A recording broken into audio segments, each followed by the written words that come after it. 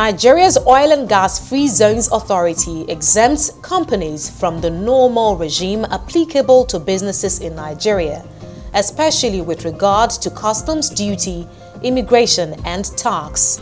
This way, the authority says it works to attract investments into the country. Hence, the OGFZA in 2017 set a target of generating a 50% increase in investments into Nigeria's oil and gas free zones over the next 3 years. They are absolutely important because the government, the country are both looking for foreign direct investment.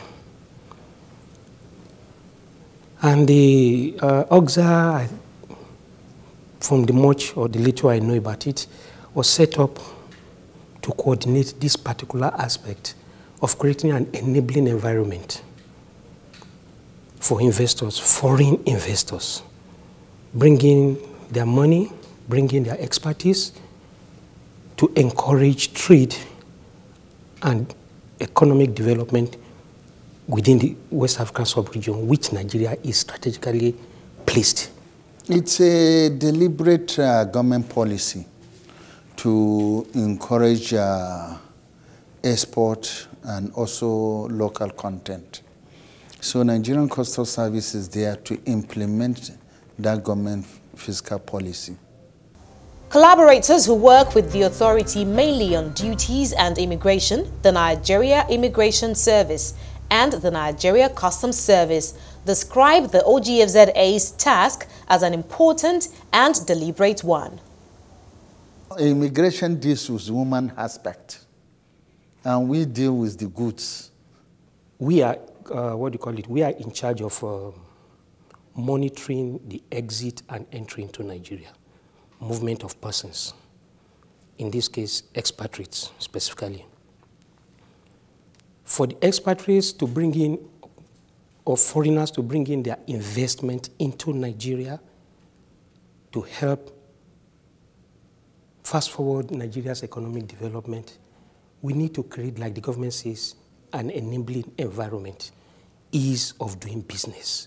So what the government has done from the immigration point of view is to see how to make things easier for them to operate within the zone than outside. A lot of incentive that government spelled out for oil and gas free zone authority, we are implementing. At our own level, so far so good, because they have many enterprises who are registered with on a oil and gas free zone.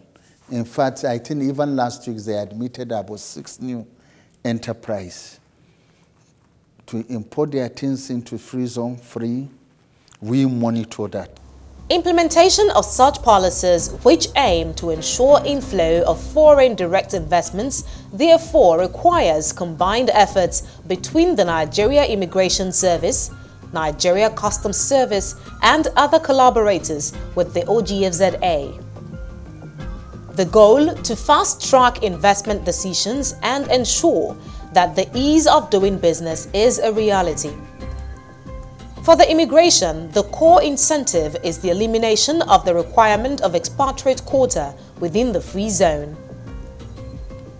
The customs say the relaxation of the mandatory Form M and industrialization duty rebates within the free trade zones are big wins, making the OGFZA a clearinghouse and a one-stop shop for investors. Oil and gas free zone incentives. For immigration, the major incentive for the operators, and specifically what the government has done, is to eliminate the requirement for expatriate quota approval. Companies operating outside the zone, the free zone, are required by law to have expatriate quota approval. That is approval from the Supervising Ministry of Interior that authorizes any company desiring to bring in foreigners, expatriates to come and work in Nigeria. They are expected by law to obtain that expatriate quota approval, which is an authority for them to engage the services of expatriates in Nigeria. In the zone, in the free zone now, what the government has done is that bottleneck, so to speak, of having to go to Abuja,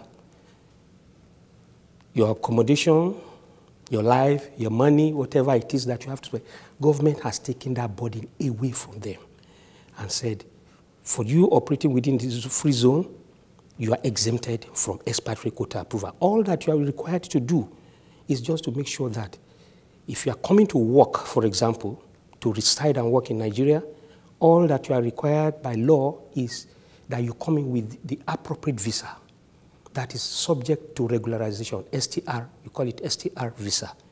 You come in with your STR visa, which is going to be on a valid passport.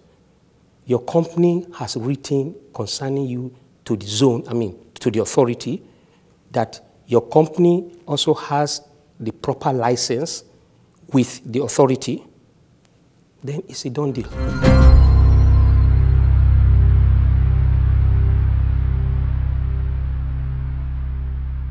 In Nigeria, it's mandatory when you are importing to Nigeria that you open what we call Form M.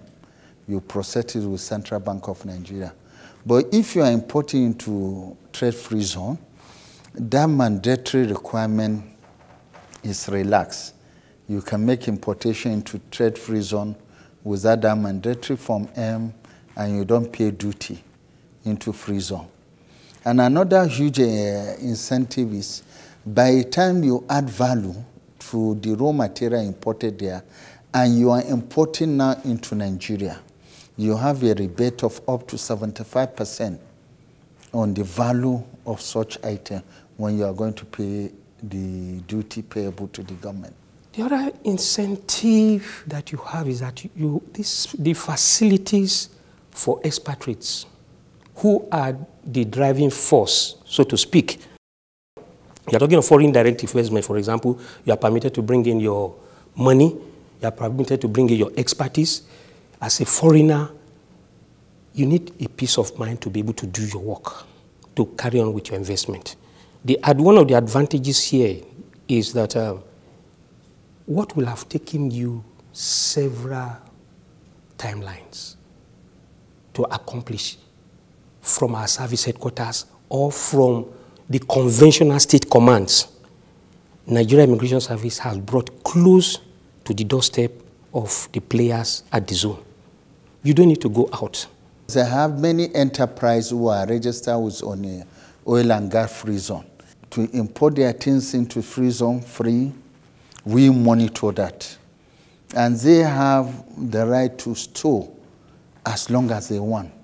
Because in our system, we have what we call overtime good. After 28 days, if you don't clear it, we term it as unclaimed cargo. But under the oil and gas free zone, there is no time limit to the storage.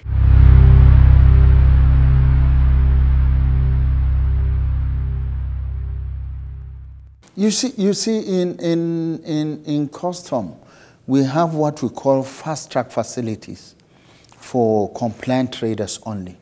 But we extended it to all the enterprise under the Free Zone Authority, whereby on arrival of your goods, they are transferred immediately to your premises. The examination is conducted there. But since we don't collect duty, the goods are left there for further value addition. And you don't need some mandatory requirement, like pre-arrival assessment report that you need to clear goods have been collapsed. So the authority has a bond, existing bank bond. So with this one, we process all the goods under that fast-track scheme. On arrival, the goods are transferred into your premises for further custom operations. They are far because, you know, with our automation, whereby we receive the manifest online, even before arrival of the ship.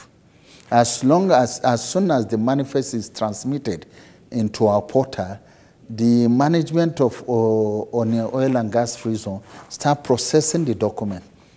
So everything is done even before arrival of the ship. The impact of on the oil and gas free zone authority on Nigerian economy is very encouraging, with the number of employment of both skilled and unskilled labor. And today you have many banks who are moving into ONE. That's to show you the growth on the part of the economy. OGFZA actually now act as a kind of a clearing house, I would say, a kind of central processing unit for all the stakeholders within the zone. So instead of every one of the stakeholders going out one after the other, you just go straight to the authority.